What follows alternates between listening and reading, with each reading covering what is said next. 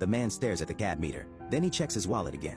After determining that the balance was insufficient, while the cab waited for the traffic light, Chris chose to open the door to escape the bill. He fled all the way to the subway station, but the driver was still in pursuit. Panicked, Chris managed to get on the subway just as the doors were closing, but his device was stuck outside the door. The loss of his device meant that he would lose 3 months of living expenses. By the time he got out of the subway station, it was pouring rain. He called his wife to tell her that he couldn't get home in time, but she told him she was going to take her son and leave him. He rushed home as fast as he could, but by the time he got home, the house was empty. The next day he found his wife. He tried to save the relationship, but she didn't want to spend any more time with this poor man. Alone at home, Chris had just finished cooking a cheap dinner. He heard a knock on the door. He was 2 months behind on his rent. In order to get the landlord to give him a week's grace, Chris agreed to paint his house for free. But while he was painting the walls, the police suddenly found him because he owed too many unpaid tickets, but he didn't have any money. So he was held overnight. Chris was on the verge of a breakdown because he had an important interview in the morning, and if he gets paid, he's broke. But now he's stuck in jail, and he's realizing what it's like to be a grown man, that the breakdowns of grown men come from the little things in life that add up.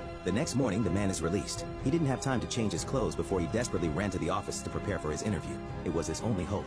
It was all he could do to pat the dust off his body and look presentable. He walked into the office apprehensively and tried to greet these financial elites across the room as calmly as possible. The first question the interviewer asked him was mean. Why would they give a job offer to someone who didn't even have a suit ready? Chris's eyes panicked a bit as he thought back on his dismal and stubborn life. Trying hard to smile, he said. Then he must have been accepted because he had a nice pair of pants. The sudden humor made the interviewer laugh too. In the end, he was offered the job.